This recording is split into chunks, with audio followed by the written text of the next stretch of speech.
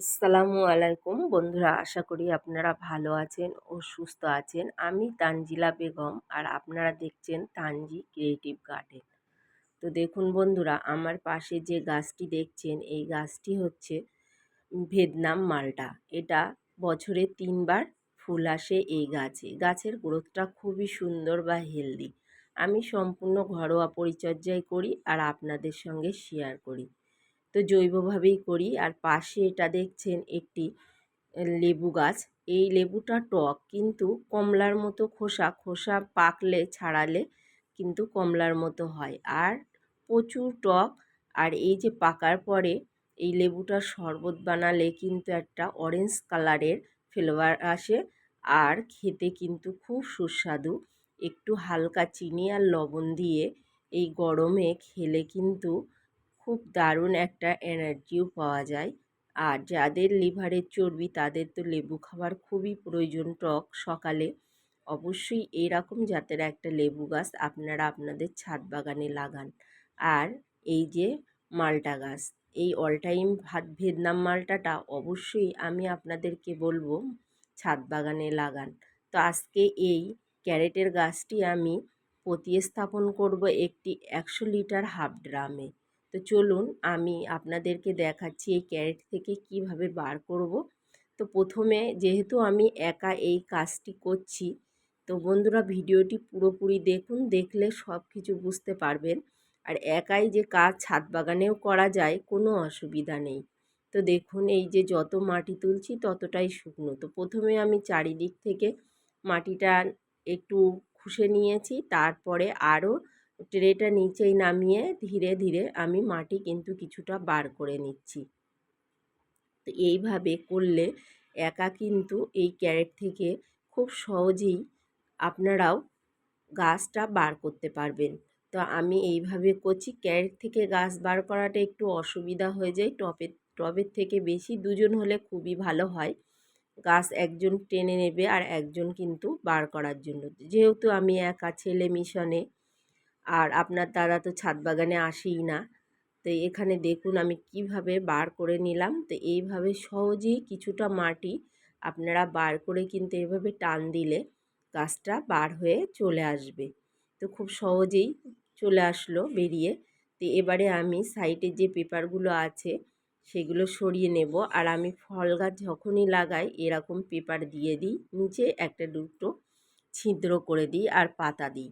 তো দেখুন পাতাটাও ডিকম্পোস্ট হয়ে পুরো মাটিতে পরিণত হয়ে গেছে।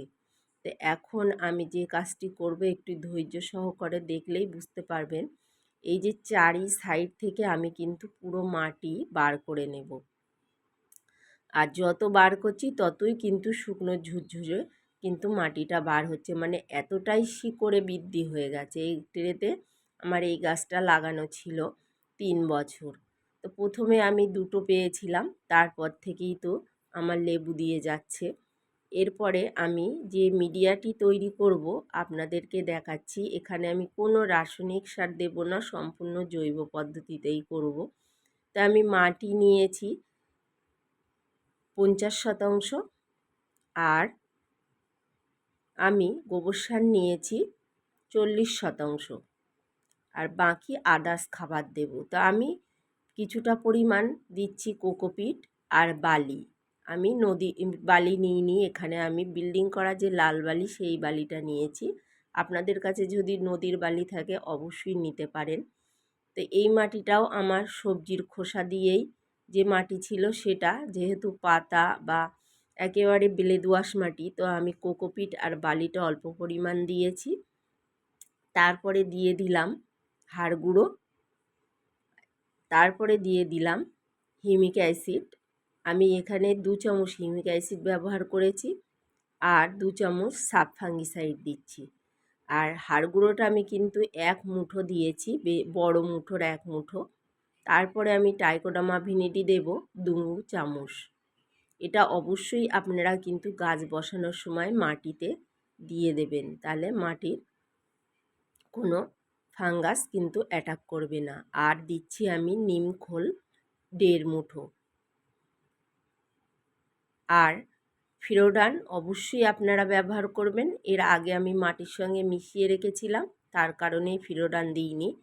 চুন আর সরিষার খোল দিয়ে আমার মাটি কিন্তু অলরেডি তৈরি করা থাকে। তো তারপরে আমি নিচ্ছি সুপার সিঙ্গেল ফসফেট 1 মুঠো। তারপর আমি দেব শিংকুচি, শিংকুচিটাও দেব 1 মুঠো। তো এই যে খাবারটা আমি দিয়ে দিলাম, এইভাবে গাছের খাবার তৈরি করলে কিন্তু একেবারে গাছের গ্রোথটাও খুব সুন্দর হবে, ফলের সাইজটাও বড় হবে।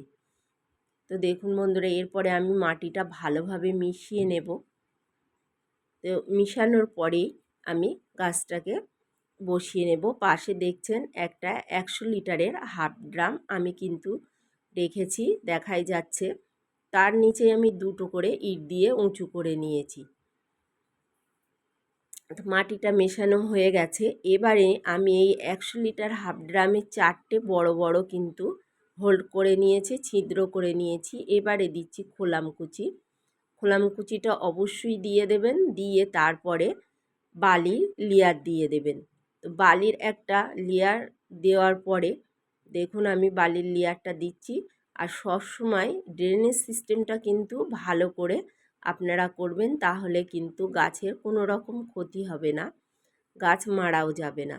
তো এখানে আমি বালির লেয়ারটা খুব সুন্দর করে কিন্তু দিয়ে দিচ্ছি, আপনাদেরকে দেখাচ্ছি, দেখে নিন খুব কাছের থেকে। দেখুন আমি বালির লেয়ার দিয়ে দিয়েছি। এরপরে আমি যেটা দেব পাতা, আর এই পাতাটা কিন্তু আমি প্রত্যেক ড্রাম ক্যারেটের নিচে আমি কিন্তু দিয়ে থাকি।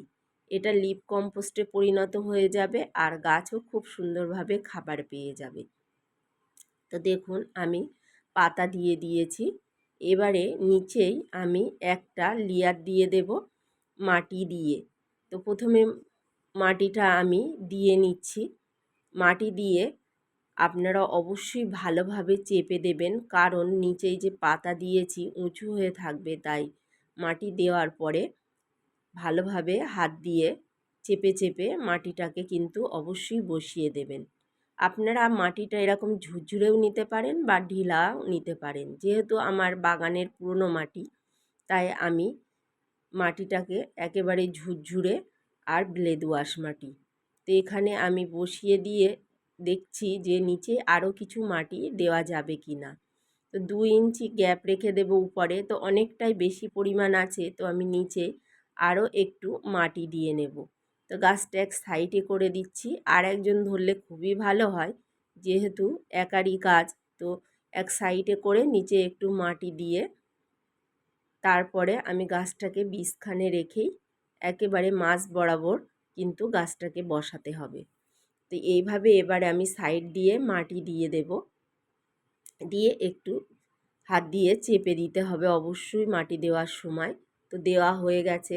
তো দেখুন তারপরে আমি দিয়ে দিচ্ছি পানি। তো এখানে আমি পানির সঙ্গে আর কোনো কিছুই মেশাইনি, খালি পানিটাই দিয়ে দেব। তো বন্ধুরা, আজকের ভিডিওটি কেমন লাগলো অবশ্যই কমেন্ট করে জানাবেন। আর আমার চ্যানেলে নতুন হলে চ্যানেলটিকে সাবস্ক্রাইব করে রাখবেন এইরকম ভিডিও পেতে। আর পুরনো বন্ধুরা ভিডিওটিকে শেয়ার করবেন। আর ভিডিওটি শেষ পর্যন্ত দেখার জন্য অসংখ্য ধন্যবাদ। ভালো থাকুন, সুস্থ থাকুন, আর এরকম ছাদে একটা দুটো গাছ লাগান, সবুজের সঙ্গে থাকেন।